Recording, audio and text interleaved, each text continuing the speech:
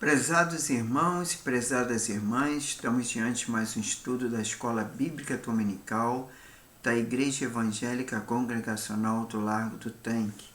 Hoje nós vamos estudar a lição número 6, que tem como título a responsabilidade com os vários grupos na igreja.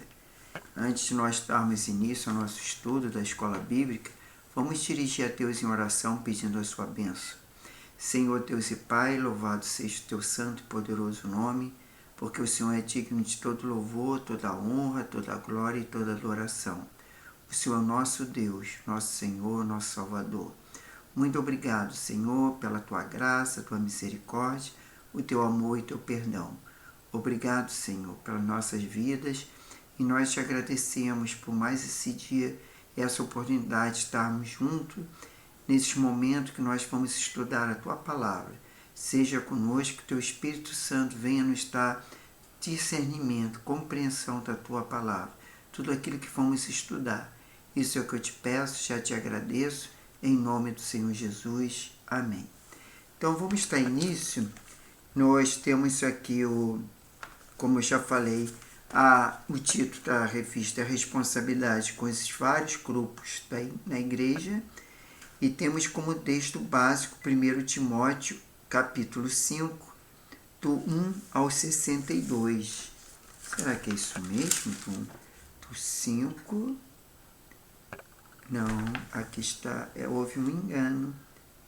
Não, ou melhor, desculpe, não é 62, é capítulo 5, versículo 1 ao 6, tá? Então vamos ler os 1 Timóteo 5, de 1 ao 6. O que diz?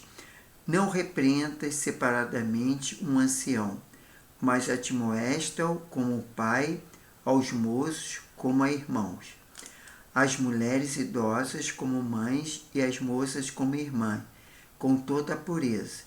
Honra as viúvas que verdadeiramente são viúvas. Mas se alguma viúva tiver filho ou netos, aprendam eles primeiro a exercer piedade para com suas próprias famílias e recompensar os seus progenitores, porque isto é bom e agradável diante de Deus. Ora, o que é verdadeiramente viúva e desamparado espera em Deus e persevera de noite e de dia em súplicas e orações. Mas os que vivem em prazeres, mesmo viva, está morta. Quer dizer, então essa nós lemos aqui o nosso texto básico. E nós temos o versículo-chave, que é Hebreus 3, capítulo 3, versículo 12 e 13, que diz: Tenham cuidado, irmãos, para que nenhum de vocês tenha um coração mau e descrente, e o que leve se a afastar de Deus vivo. Pelo contrário, anime-se um aos outros. Qual é o alvo da lição? O alvo da lição é estudar esta lição. Você vai compreender o valor da prática da exortação cristã e passará a exortar com amor. E nessa lição, o aluno será capaz de entender o significado de exortar o valor da prática da exortação cristã na igreja e compadecer dos necessitados, tais como as viúvas, especialmente da sua própria família, e dispor-se de ajudar os necessitados de suas famílias, da igreja, e exortar com amor e comportar-se de forma digna de sua fé, seja como padrão ou como empregado. Então, essa é o que o aluno será capaz ao estudo dessa revista. Então, vamos começar com a introdução. A introdução diz que a igreja é um dos poucos lugares da sociedade, onde pode obter auxílio e orientação para todas as áreas da vida, para todos os tipos de pessoas, em qualquer idade, por meio da palavra de Deus. A igreja tem o poder de transformar o ser humano de dentro para fora, de modo que surpreende, mudando assim a sociedade. Então, o que está dizendo o autor na revista é que nós precisamos exortar, sim, mas estudarmos a palavra de Deus, porque através do conhecimento da palavra de Deus, nós vamos exortar com amor e com compreensão, né, na palavra, porque muitas vezes as pessoas querem fazer da sua maneira, mas não é bem da sua maneira. Nós temos que ter o discernimento, a sabedoria de como fazer, como exortar dentro da palavra de Deus, com amor, com pureza, com carinho, para que nenhum venha se escandalizar, nenhum venha se perder na igreja. Esta é a nossa responsabilidade e, ao mesmo tempo, um grande privilégio. Qual outros ensino pode se transformar assim, né? Qual é o outro ensino? É na escola, na faculdade? Não tem como. Porque se não for com a palavra de Deus, com a Bíblia, não tem como você usar para transformar as pessoas. E se não for a igreja pela palavra, quem poderá orientar todos os homens rumo a Deus, né? Se não for através da palavra, é difícil, porque a palavra ela tem poder para transformar as pessoas. A palavra ela tem poder para mudar o caráter da pessoa, mesmo que muitas vezes as pessoas, às vezes o novo convertido, muitas vezes ele não consegue ainda praticar aqueles atos dentro da palavra. Vamos dizer, muitas vezes as pessoas entram na igreja e falam até palavrões, tá? Mas aí o que acontece? Se ele estudar a palavra de Deus, a própria palavra de Deus diz que não deve se pronunciar palavras torpes. Quer dizer, então, com o tempo, ele vai se santificando, vai compreendendo que muitas palavras não podem ser usadas. E aí ele vai se santificando, né? E através da santificação ele vai crescendo espiritualmente. Bom, o que acontece? Número 1 em Algarismo Romano diz ministrando a diversos grupos sociais. Está lá em 1 Timóteo 5, 1, 2. Ao mesmo tempo que precisamos ter um olhar para o mundo em que vivemos, para a sociedade a qual estamos inseridos, precisamos também ficar, né? Mesmo que estamos inseridos, precisamos também focar, ou melhor, não é ficar, é focar nas pessoas que já estão fazendo parte da Igreja do Senhor, sendo nossa tarefa conforme a palavra de Jesus ensina. O que a palavra diz? Entre aspas, aguardar todas as coisas que tenho ordenado a vocês. Fecha aspas. Está em Mateus 28, 20. Precisamos fazer isso de modo relevante para cada grupo de pessoas que temos sob os nossos cuidados. Todo cristão é responsável por compartilhar a palavra de Deus, por exortar uns aos outros, conforme Hebreus 3, versículo 13, por edificar uns aos outros, conforme Efésios 4, versículo 29. Portanto, temos que procurar, com zelo, cuidar para que todos os idosos, moços, mulheres, moças, sejam ministrados de modo respeitoso e apropriado. Quer dizer, tem que falar de uma maneira com amor para que ninguém venha a se escandalizar. Número 1, e número cardinal, exortar com consideração. Exortar, que é sinônimo de encorajar, consolar. Aos homens idosos, respeito como o devido ao pai, né? Temos que respeitar os homens idosos como o nosso pai. E aos moços, respeitar como os devidos aos irmãos. E as mulheres idosas, respeito como os devidos à mãe. E as moças, respeito como a devida à irmã. Com toda a pureza, como é devido a todos os irmãos, em toda circunstância, especialmente devido às moças, por um jovem pastor. Devemos, portanto, exercer exortação em amor, com consideração e respeito, de modo puro, isento de vaidade, soberba ou vanglória.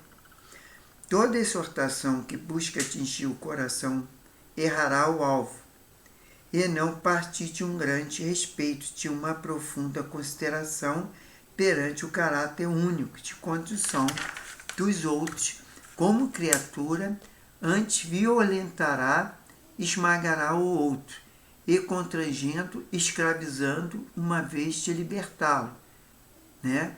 Então a gente tem que usar com sabedoria para que não venha constranger o nosso irmão, a nossa irmã, né? Aquele membro da igreja. Número 2, falar ao coração, é o título.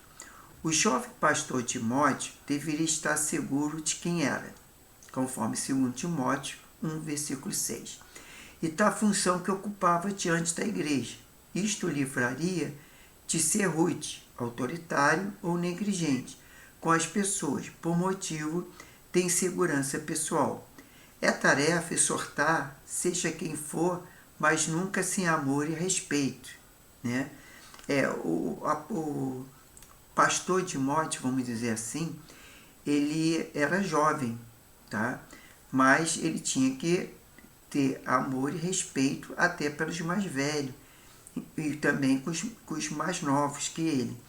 Então, isso aí é fundamental, o amor e o respeito para todos, para com todos, né?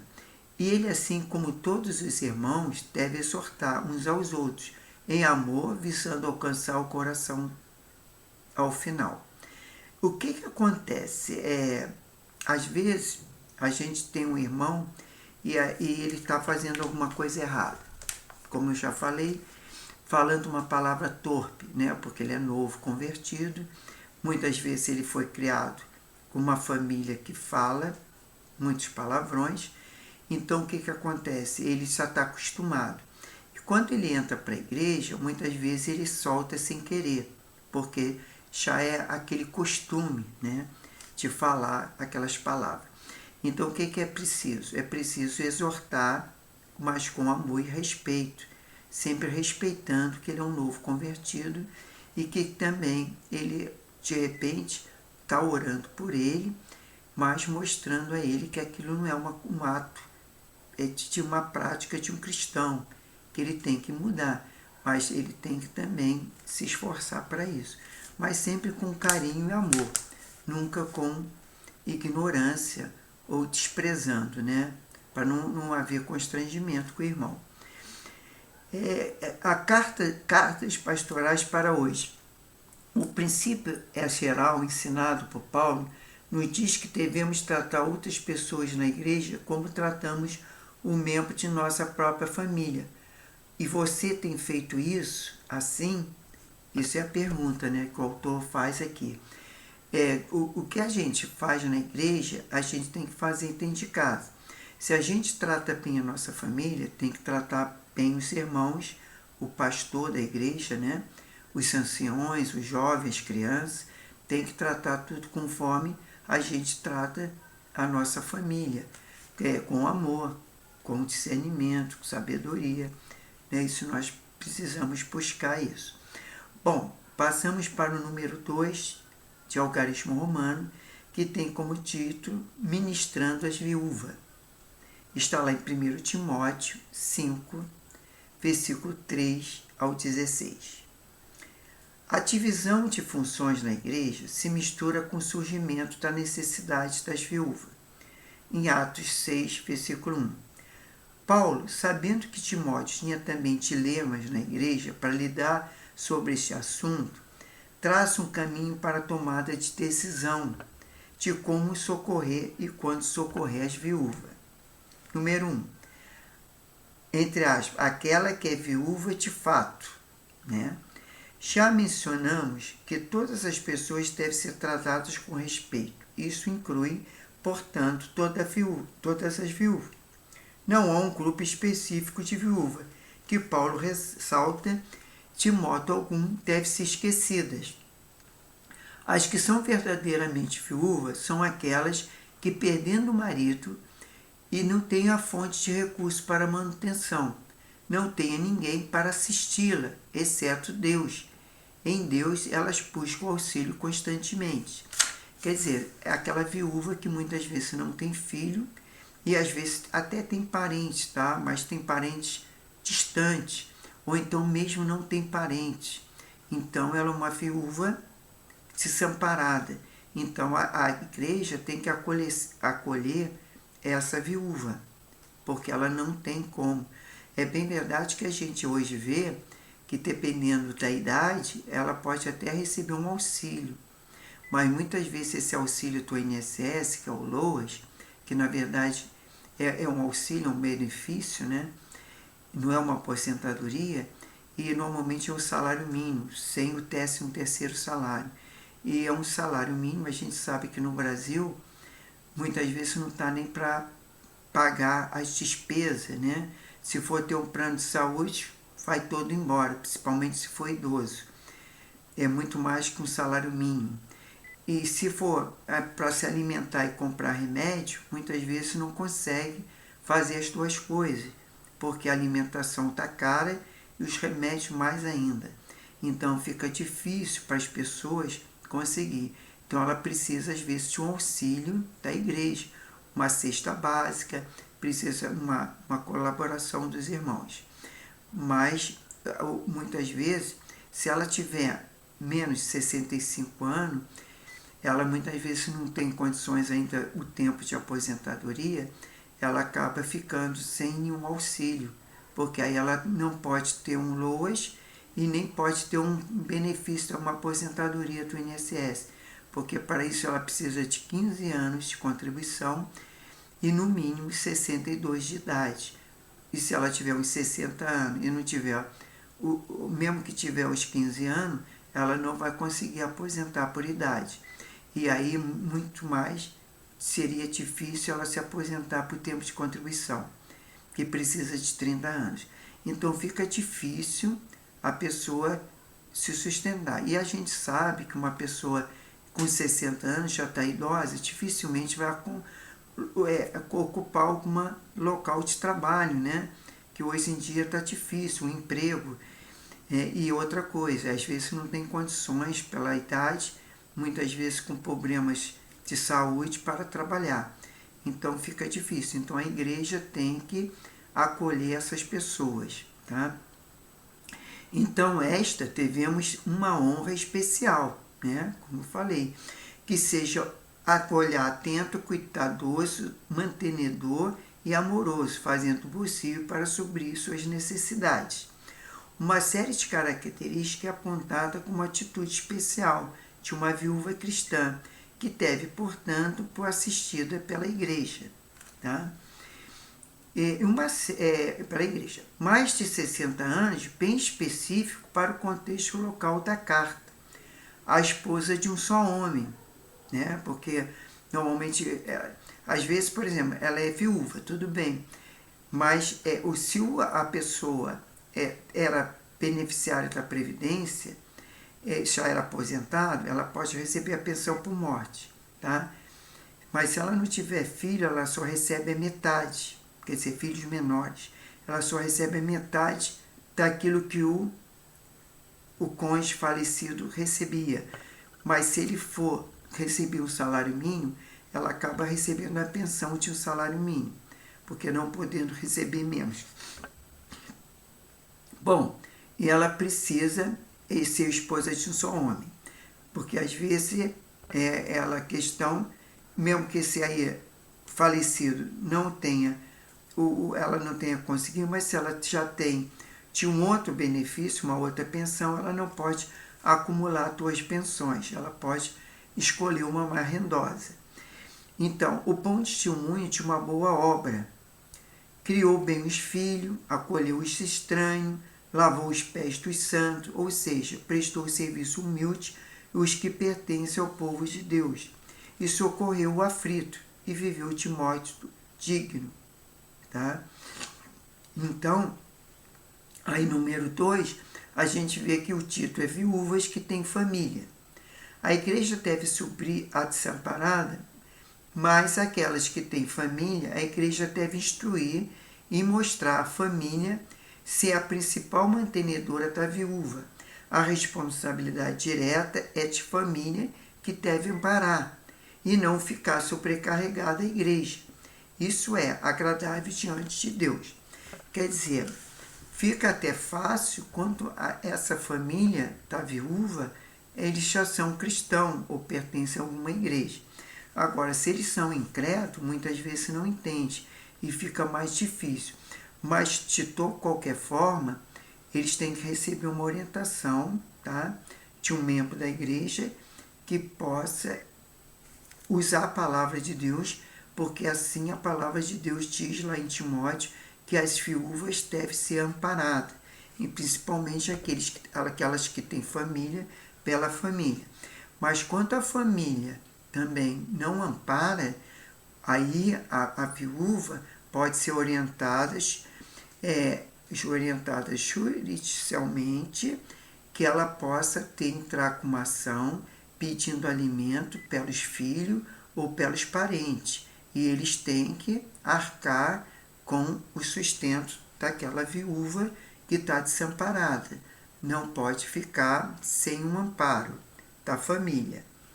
Então a gente vê que a igreja, como eu falei, deve suprir a desamparada, mas aquelas que têm família, a igreja deve instruir e motivar também a família sem principal mantenedora da viúva. Esse é um ponto delicado na prática, pois nem todas as famílias têm essa consciência. É que eu falei, se ela principalmente não for uma família cristã, muitas vezes não entende, tá? Mas se ela conhecer a lei, pelo menos ela vai entender que precisa dar o sustento para aquela viúva desamparada. Ficando algumas viúvas em situação crítica, e esta entendendo que a igreja deve considerar auxiliar, apoiar e motivar, lembrando que a igreja não está no mundo para cumprir assistencialismo, e sim para mover as pessoas a uma condição de vida digna, tá? Porque também a gente vê que as pessoas, quando não encontram ajuda dos familiares, elas podem pedir auxílio ao Estado ou à prefeitura, né? Porque a prefeitura também seria responsável para fornecer medicamentos, fornecer alimentos, entendeu? E até questão de Bolsa Família para essas pessoas desamparadas. Aí ela tem que procurar o CLAS, fazer um cadastro e assim ela conseguir um benefício junto à prefeitura, né? E enquanto a família não é, por exemplo, é uma ação judicial, ela até que seja a sentença do juiz para o cumprimento dessa ação, que é o auxílio às viúvas desamparadas, naqueles que têm família, mas enquanto isso, o Estado ou o município pode fornecer alguma ajuda também, tá? Mas isso tem que ter uma orientação, que muitas pessoas não sabem, mas elas têm que procurar essa orientação jurisdicialmente. E qualquer pessoa, inclusive viúva, que ainda não reconheceu Jesus como seu Salvador, mesmo estando viva, está morta espiritualmente. É necessário crer em Cristo para receber a vida de Deus, que dá, né? Deus dá a vida. E conforme Efésios 2, 1 e versículo 1, versículo 8 e 9. Deus deve ser a nossa fonte de vida, porque Jesus é a vida, conforme João 14, 6. Então, quer dizer, as pessoas também, essas viúvas desamparadas, devem receber a palavra e elas devem procurar também ir para a igreja, pedir auxílio à igreja, frequentar a igreja, para que também possa ser ajudada. Às vezes essas viúvas vão viver uma vida dissoluta e sobrecarregada à igreja, com os seus pedidos e necessidades. Devemos ter discernimento e ajudar tais pessoas, pois a Escritura afirma que para serem ajudadas, preciso demonstrar antes de tudo que são mulheres de Deus. Quer dizer, não pode se ajudar qualquer uma. Se a pessoa está lá, vai para a igreja e diz que está precisando, que está necessidade, que não tem família, mas ela tem que frequentar a igreja, ela tem que aceitar Jesus, ela tem que procurar estar em comunhão com Deus, para que ela possa receber. Porque a própria palavra de Deus diz que a gente tem que ajudar primeiro o estafé. Né? A gente não vai ajudar uma pessoa, ou dar uma cesta básica, daquelas pessoas que chegam ali, simplesmente querem o auxílio e depois vai e não volta mais. E só volta para pedir o auxílio. Não, isso não pode. Ela tem que frequentar a igreja, ela tem que ter comunhão com Deus e com os irmãos na igreja, né? Número 4, as viúvas mais novas, tá? Quem que cuida das viúvas desamparadas da sua igreja? O que devemos fazer? Tá? O problema é o seguinte, de fato, ver se elas são viúvas mesmo, se elas não têm nenhum amparo de algum familiar e se elas querem permanecer na igreja. E aí sim, a igreja pode dar todo o apoio e tal. Se caso não, o que devemos fazer? Devemos procurar saber de todo o procedimento, de tudo aquilo que possa nos fornecer subsídio para saber que se de fato a pessoa precisa. Porque muitas vezes as pessoas também vão, de fato não precisa, mas elas pedem porque às vezes é problemas mentais ou por problemas de doenças de mania. Então nós temos que procurar saber, ir na casa da pessoa, visitar, ver se de fato ela tem familiar ou não, entender onde ela mora e saber toda a vida dela, para assim a gente também não ser enganado, né? Porque há muitas pessoas que tentam enganar e usam o refúgio de ser viúva ou de estar apenas pedindo para, entendeu? Muitas vezes enganar. Número 3, ministrando aos irmãos na liderança. 1 Timóteo 5, versículos 17 a 25. Paulo instrui o pastor Timóteo a preocupar com o perigo da falta de cuidado material dos presbíteros e de aceitar denúncia contra presbíteros sem o depoimento de 2 ou 3 testemunhas. Da negligência em disciplinar publicamente os presbíteros que vivem no pecado, e impor precipitadamente as mãos para a ordenação de presbítero, correndo o risco de se tornar cúmplice de pecados de outrem, pois os pecados de alguns são notórios, o que facilitaria a rejeição do homem ao cargo da liderança, mas de outros só mais tarde se manifesta, ou seja, é necessário cautela. Tá? Então, o que acontece? Para a igreja ordenar um presbítero ou um diácono, tem que conhecer de fato a vida dele, o que ele faz, como é o procedimento e mais. Não pode estar ordenando qualquer um e depois não saber de fato o que acontece na vida desse indivíduo, né? Então vamos lá, carta pastorais para hoje. Como essa orientação a Paulo e Timóteo em relação à liderança da igreja se aplica na sua igreja? Repetindo, como essa orientação de Paulo a Timóteo em relação à liderança da igreja se aplica à sua igreja? Bom, a minha igreja eu acho que aplica de uma seguinte maneira. Claro, não é qualquer um que vai ser ordenado pastor ou presbítero ou diácono.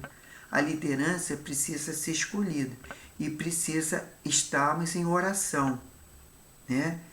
Como vai se aplicar? Em oração e sabendo qual o procedimento de cada um, para que nós possamos ordenar esses homens ou essas mulheres que seja, né? Porque existe diaconisa mulher também. Então, são pessoas que, de fato, temente a Deus, que são de bom caráter, são idôneas e são pessoas que, de fato, temem ao Senhor. Então, número 5, ministrando aos escravos, que está lá em 1 Timóteo 6, versículo 1 a 21. É dever do ministro de Deus orientar os que encontram em posição de servo e empregado. Número 1. Considerar digno de toda a honra e o próprio Senhor patrão. Mesmo que o patrão seja descrente, deve agir dessa forma. Letra A. Porque é uma ordem. Considerem, vem de Egeomai, que pode ser traduzido também por conduzir, pensar, que, acreditar, considerar, como, tornar alguém por algo. O verbo se encontra no presente do imperativo, devendo ser considerado uma ordem de ação contínua. Desculpa. Letra B. Para que o nome de Deus e a doutrina não sejam blasfemados. Deus é poderoso para que, por meio de um testemunho exemplar, mesmo aqueles que encontram em posição de escravidão, seja instrumento para conduzir seus senhores ao conhecimento de Cristo. Sim.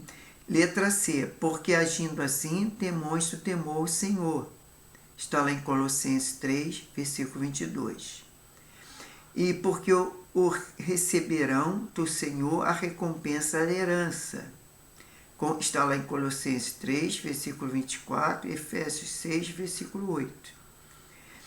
E, então, número 2, considerarem digno de toda a honra e o próprio Senhor, principalmente se for crente, conforme 1 Timóteo 6, versículo 2. Cuidado a serem evitados. Bom, vamos ver qual o considerarem digno de toda a honra e o próprio Senhor, principalmente se for crente, né? Primeiro, letra A, ter respeito. Não o trate com desrespeito. Alguns passam do limite do bom senso por estar trabalhando para o irmão em Cristo. Abuso da identidade cristã para agir com leviandade. Isso é questão de alguns que estão trabalhando, né? Que até a questão de trabalhar para o irmão em Cristo é abuso da identidade cristã para agir com leviandade. A negligência. Trabalho ainda mais. Um crente que serve a um Senhor crente deveria se ver nisso uma oportunidade de junto glorificarem a Deus. Ainda mais. Mas, infelizmente, muitos abusam da identidade cristã para agir com irresponsabilidade, agindo que serão perdoados e jamais punidos, no caso dos escravos ou demitidos na atualidade. Bom, o que o autor quer dizer aqui?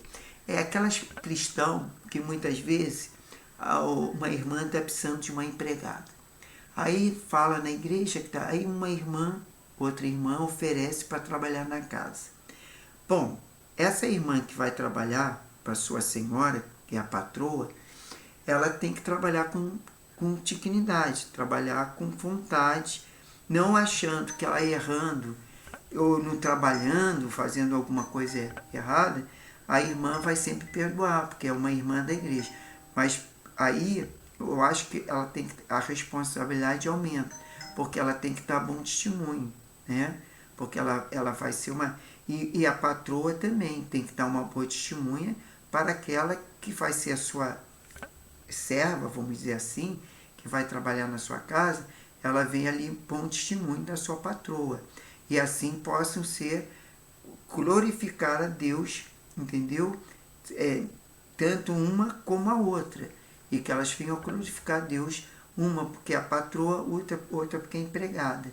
E que elas possam fazer. Assim como o homem também pode ser motorista de um pastor, pode ser trabalhar na casa do pastor, um pedreiro, que é evangélico, que muitas vezes vai trabalhar, deve fazer com máximo zelo, com máximo amor, né, pela obra, porque ele está fazendo não só para o pastor, não só para o homem, mas para Deus, porque principalmente, mesmo que for na casa do pastor, ele está fazendo para Deus, porque ele está zelando, tudo que nós fazemos é para a glória de Deus, né?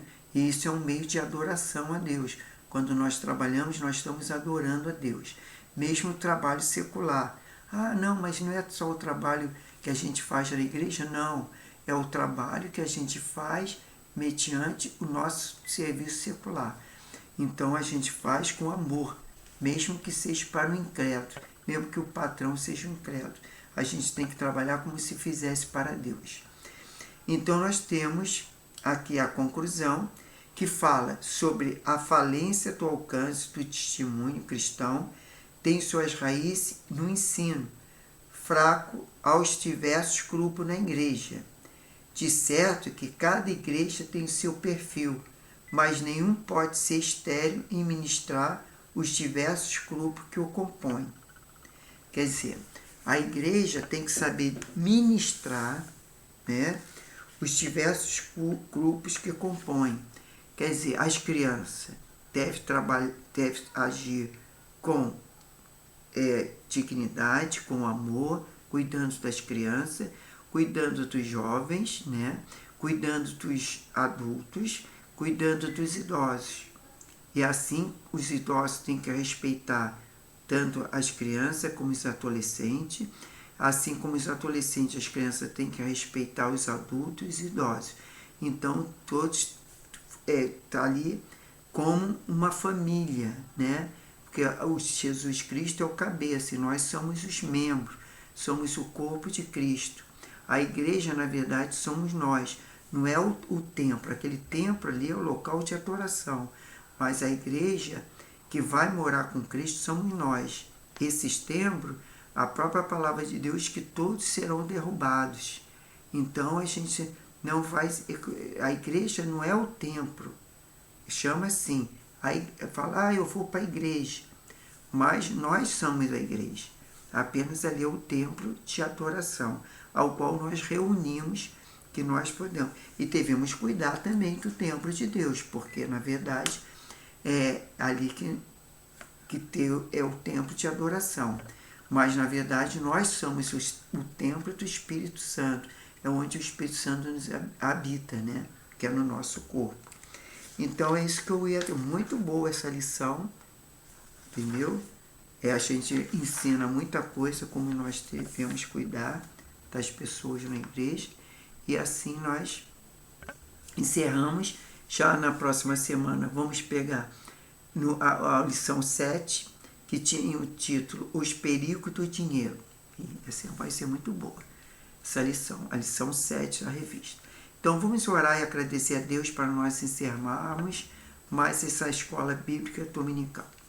Deus e Pai, muito obrigado por mais esse dia, obrigado pela Tua palavra, obrigado pela essa revista, pelo estudo, que o Senhor possa abençoar cada vida que vai assistir através das redes sociais, aqueles que estão enfermos, o Senhor possa curar, com a Tua graça, a Tua misericórdia, Senhor, que o Senhor possa estar um domingo de paz, tranquilidade, segurança, uma semana abençoada, dê-nos a paz, a tranquilidade, segurança, proteção, livra-nos de todo mal, e aqueles que estão tristes, magoados, deprimidos, que o Senhor coloque alegria e paz no coração, e que assim, Senhor, nós possamos cada dia mais sermos edificados pela Tua palavra.